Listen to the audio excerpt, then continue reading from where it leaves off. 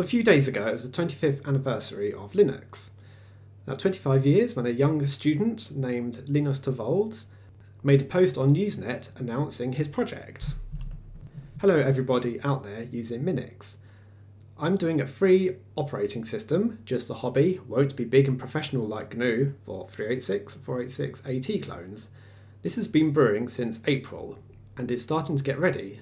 I'd like feedback on things people like, dislike in Minix, as my OS resembles it somewhat. Same physical layout of the file system, due to practical reasons, among other things. I've currently ported Bash and GCC and things seem to work. This implies that I'll get something practical within a few months, and I'd like to know what features people would most want. Any suggestions are welcome, but I won't promise I'll implement them. So nothing big and professional and probably won't be going 25 years later. Oh, wait a minute. Oops, it is. And thanks to this little chart on OMG Ubuntu, we can see just some of the main features of it. So 22 million lines of code, 497 of the top 500 supercomputers, 5,000 developers from 500 countries contributed to Linux kernel in the past 15 months. There are an estimated 1.4 billion Android devices worldwide, 7.3 million Linux-powered Chromebooks sold in 2015 alone, and 1,300 average number of changes made to the Linux kernel each week during development. So that's pretty impressive, and it's hard to believe the same guy is still heading up the project 25 years on. Wow, what would we do without Linus Torvalds? Now, I have not been using Linux for 25 years. I actually started in 2009. October 2009, the first day that Ubuntu 9.10 came out, codenamed Karmic Koala. I still remember that. And my reason was I had this old IBM ThinkPad, and I believe it was the X31. It predated being called Lenovo. It was actually an IBM product. I remember it came with 128 meg of RAM initially, and it did have the 40 gig hard drive, but I actually doubled up the memory to 256.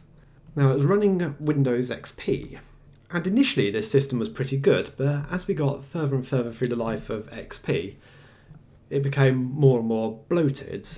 It got to the point of even a fresh install of Windows XP. By the time I upgraded it to Service Pack 3, installed an antivirus checker, I was rendered with a 30-minute boot up time. The problem was with that system, with only 256 meg of RAM, it was completely underpowered, so it fell back to using the hard drive. The hard drive was slow, so you just got a point of it was just reading the hard drive constantly, because it didn't have enough memory. So I was about to throw this computer away.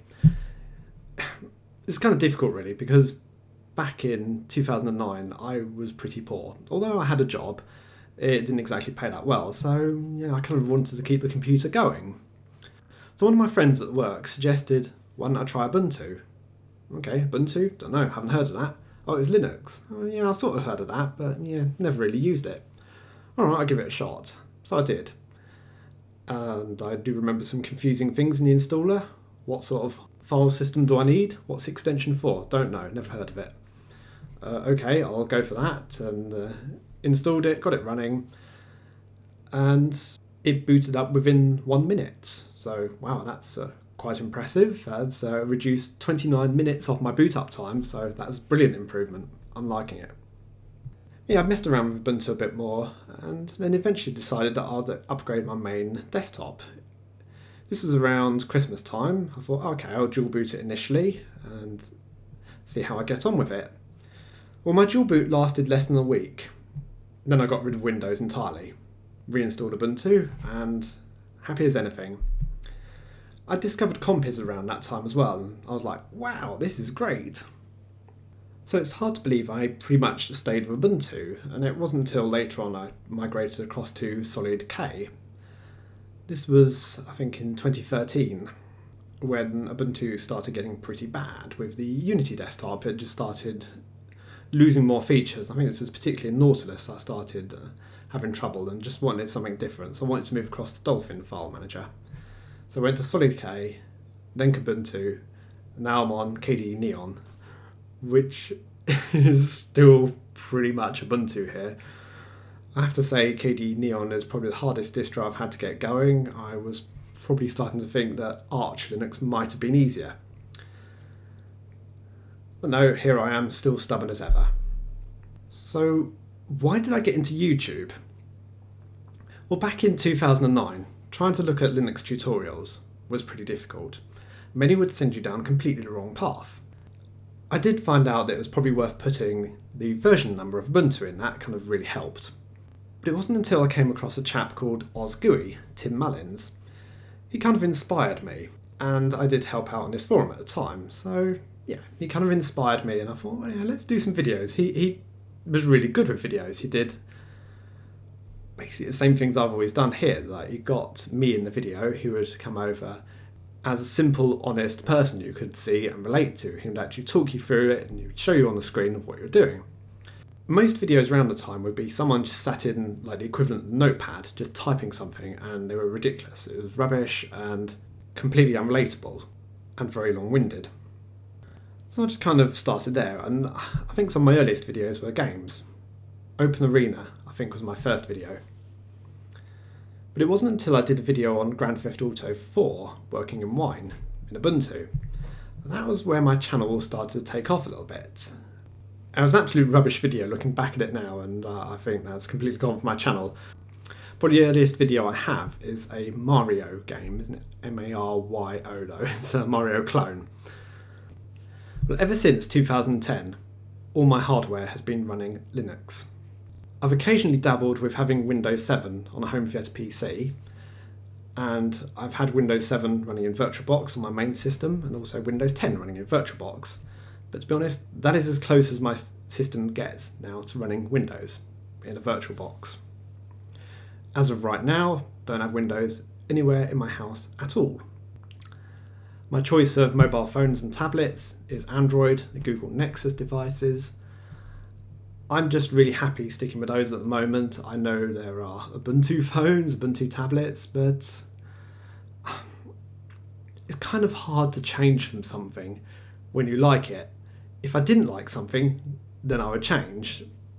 That's probably one of the main reasons I've stuck with Ubuntu, because I like it and I can use it.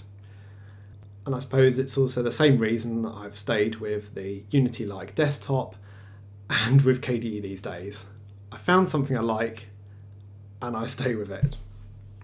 Thinking back through my whole time with computing, it's not always been like that. When I started out with computers, back ever since I could pretty much walk, the first computer we had at home was an IBM XT. I can remember the keyboard weighed an absolute ton, because a little me trying to move it couldn't. It was mechanical keyboards and very heavy. Then my father worked for IBM, so we had all the IBM computers through the ages. So we had the XT, 286, 386, 486. Then my dad left IBM, and I think by the time of the Pentium computers, we moved across to something else, something a bit cheaper. So that was compact computers. I think compact HP were probably the mixture we had through the years. The next IBM computer I had was that laptop. Now it's funny, all the memorable computers I've had in my life have been the IBM computers.